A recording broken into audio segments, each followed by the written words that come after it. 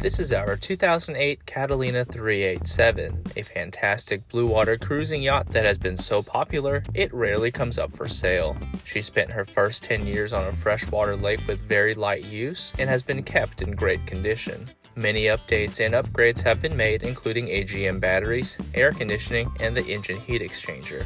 The sails have also had some updates, so check out the listing for the full details and enjoy the walkthrough.